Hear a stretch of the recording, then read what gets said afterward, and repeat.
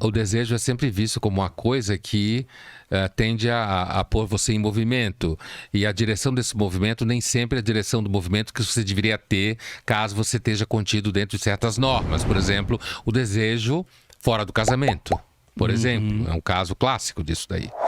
Então, nesse universo há de fato muito sofrimento, né? Esse inferno do desejo, inclusive... eu não sei se quando eu escrevi esse texto eu estaria pensando nisso, mas me lembra muito um conto do Nelson Rodrigues.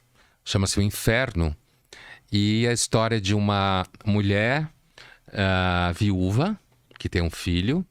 E ela é amante de um sujeito casado.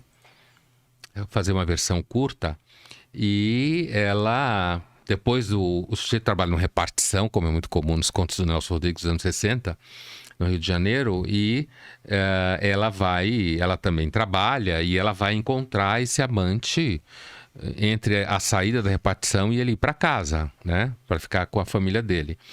E um belo dia ela vai e ela se diverte muito e ela não vai buscar o filho na escola e ela fica sabendo que o filho machucou o dedo do pé, uma coisa assim, e foi parar no pronto-socorro, a vizinha levou, e aí ela fica morrendo de culpa, né? Porque o menino tinha machucado o dedo e ela estava transando com um cara casado e tal. E aí ela entra numa depressão profunda. E se sente culpada, começa a encontrar com o sujeito e chorar, e o sujeito lê que ela estava querendo que ele largasse a mulher para casar com ela.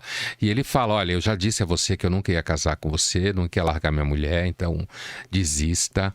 E aí ele começa a evitá-la. Aí ela começa a ligar na repartição, ele não atende o telefone, e ela se sente muito culpada. E você que está lendo o conto, vou dar spoiler, você que está lendo o conto, você tem a impressão que ela se sente culpada porque o menino machucou o pé enquanto ela estava transando com o sujeito.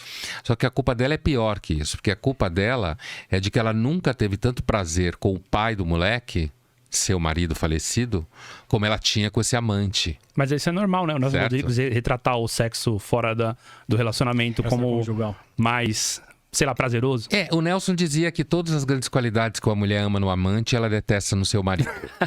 Né? O Nelson dizia isso. Muito bom. Então, no final da história, o que acontece é o seguinte, o menino vai até ela e ele fala pra ela, olha, você tá chorando, deprimida e tal, eu sei do caso que você tem e tal.